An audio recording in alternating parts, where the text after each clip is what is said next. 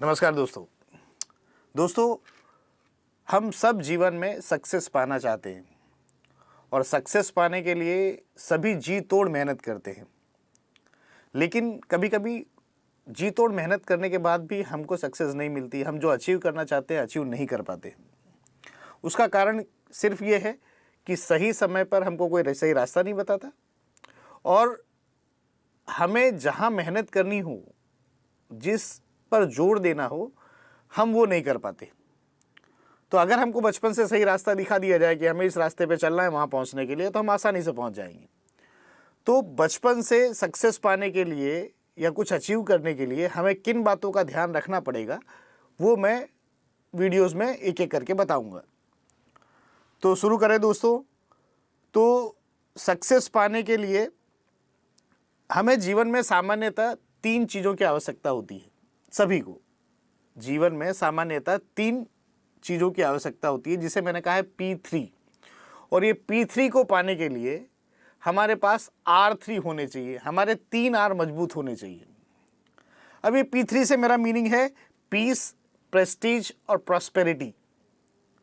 तो सभी इंसानों को सामान्यतः ये 3 चीज़ों की आवश्यकता है। पीस शांति चाहिए, प्रेस्टीज प्रतिष्ठा चाहिए और प्रॉस्पेरिटी यानी समृद्धि चाहिए। ये बात अलग है कि लोगों का अभी ये सोच रहा है कि भाई प्रॉस्पेरिटी मीन्स मिल जाए, समृद्धि आ जाए, पैसा आ जाए तो बाकी चीज़ें मिल जाती है, लेकिन सामान्यतः होता नहीं है। तो अगर हमें जीवन में पीस, प्रेस्टीज और प्रॉस्पेरिटी चाहिए तो बचपन से हमें 3 बातों पर जोर देना पड़ेगा। वो 3 बातें क्या हैं? तो पहला रीडिंग, दूसरा राइटिंग और तीसरा रीजनिंग। यदि हमारा रीडिंग, राइटिंग और रीजनिंग अच्छा है तो हमें P3 मिल जाएगा। अब आपके मन में आएगा कि भाई रीडिंग तो सबको आता है। हाँ, रीडिंग सबको आता है, लेकिन हमने कैसा रीडिंग किया है, या स्कूल्स में बच्चे कैसा रीडिंग करते हैं। उन्हें खड़ा कर दिया जाता है, वो रीड कर लेते हैं, ना उनको पता चलता है क्या रीड किया, ना सुनने वाले को पता चलता है क्या रीड किया। तो रीडिंग हमारा कैसा होना चाहिए?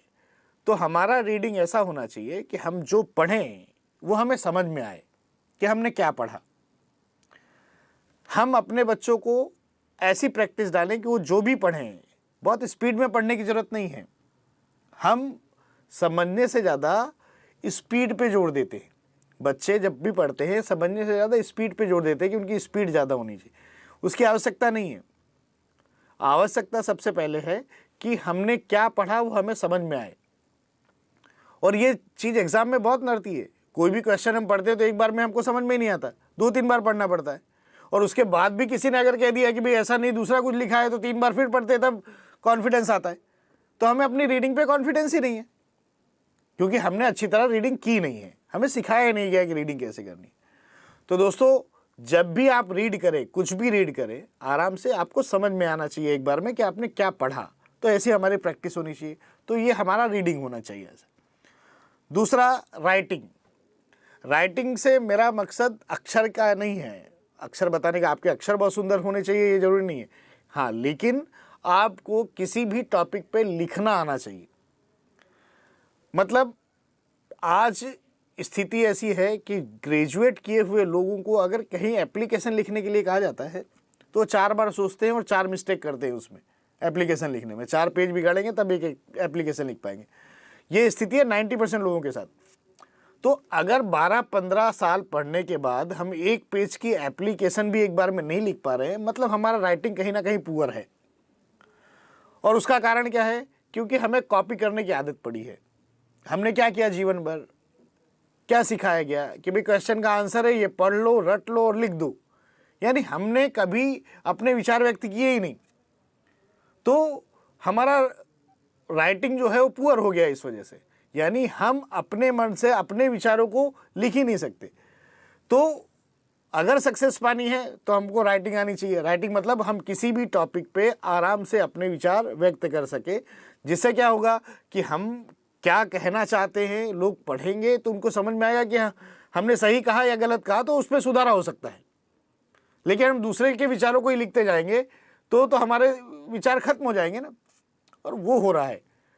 तो हमारा रीडिंग पहला तो स्ट्रांग होना चाहिए। दूसरा हमारा राइटिंग, मतलब किसी भी टॉपिक पे हम कुछ लिख सके ऐसा हमारा राइटिंग होना चाहिए। तीसरा है रीजनिंग। अब रीजनिंग से मेरा अर्थ है तर्क शक्ति।